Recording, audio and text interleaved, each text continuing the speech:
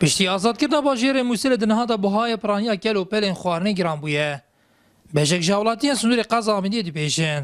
Buhayê hin kelûpelên xwarinê taybet birînc û bacan du car hind lê hatîne ev jî ji ber hin bazirgana destêxûdana ya serbazarî û berev Mwîslê ve dibin. از خوب دیوچنان بوسه اگر آفت گرین موا یا یکی تش چهاتت نوستاد چتمی سلو چتلای بغداوه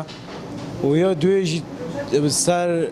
مراقبه بازار چه مراقبه سرین هر کسی که کیفا خویا تشتی چهاتینی چهات فروشیتن یا سه جی اگر ما چه تشنی نمخره که پیگاه تشتش در و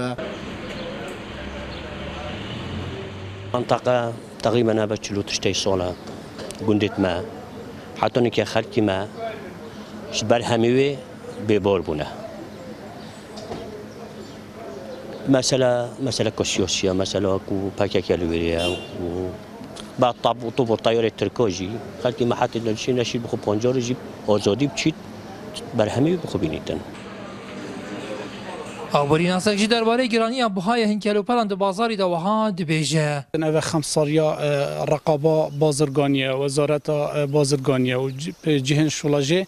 divêt pêş wext awan projeyek darêt ba ev tiştekî çavarêkirî bû ku prosa azadkirina Mwîsl piştî azad bîtir rengê ev tiştên henê ev dê bandoreka mezin ket û tiştê çîte twêrê debêt reqabeyeka tund li ser van bazara hebab taybet bazirganên kum bazirganên ket jî rengê evê jî bi xwe bi derfet bînin yanî ez dibînim paş vê de jî bilindbûna nirxê dermana jî dihête ser çunkî welatekî wêran e bajêrekî wêran e Mwîsl we renge karvedanên mezin ser sekterê tenduristî jî bikete ve et ayîndeyê da. Negirîngîdan bi kertên navxwe bereva jî biyê der ve êk ji egerên dînek û buhayê hin kelûpelan giran bibîto ku hewlatiyan daya diyarkirin. Şilakîdî ve dezberdan ji çandırê li Snûrê Hindgundan ji berna aramiya deverê ku dihêta bordûmankirin ji layê firokên Tirkiya ve egereka diye bu giranbûna buhayê hin kelûpela.